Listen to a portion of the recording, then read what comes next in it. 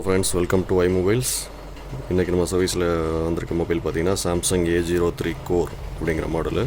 இதில் வந்து சார்ஜ் ஏறலை அப்படின்னு சொல்லி நமக்கு கொடுத்துருக்காங்க.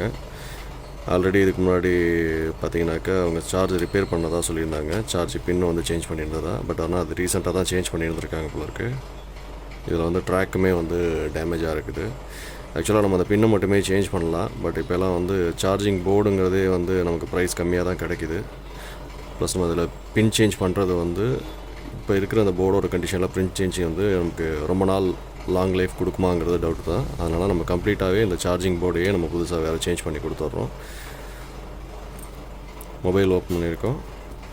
இதில் வந்து புதுசாக சார்ஜிங் போர்டு வந்து நம்ம கனெக்ட் பண்ணியிருக்கோம். புது CC board A03 core model.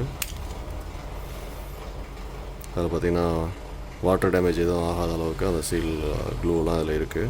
So இந்த போர்டு தான் நம்ம சேஞ்ச் பண்ணுறோம். நம்ம சார்ஜிங் இஷ்யூக்குன்னு எந்த மொபைல் வந்தாலும் நம்ம எல்லாமே வந்து சார்ஜிங் பின்னு வந்து சிசி பின்னு வந்து நம்ம சேஞ்ச் பண்ணிடலாம். பட் ஆனால் போர்டோட கண்டிஷன் இதுக்கு முன்னாடி சர்வீஸ் பண்ணியிருக்காங்க பொறுத்து வந்து நம்ம லைஃப் கொடுக்குமா இல்லையாங்கிறது நம்ம டெசிஷன் நம்ம எடுக்கலாம்.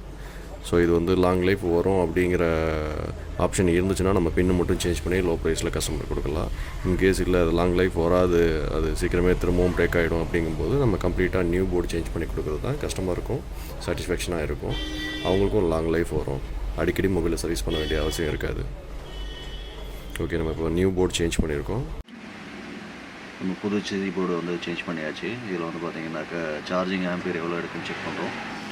1.9 ஆம்பியர் வந்து சார்ஜிங் கரண்ட் எடுக்குது. ஸோ வந்து குயிக் சார்ஜ் ஏறும். இதே வந்து 1.9 ஆம்பியருக்கு பதிலாக வந்து 0.4 0.6 இருந்துச்சுன்னா சார்ஜிங் ரொம்ப ஸ்லோவாக இருக்கும். நம்ம வேறு சிசி போர்டு சேஞ்ச் பண்ணுற மாதிரி இருக்கும். இப்போ சார்ஜ் நல்லா பக்காவாக ஏறுது. ஃபுல் சார்ஜ் பண்ணிவிட்டு கஸ்டமர் டெலிவரி கொடுத்துடலாம்.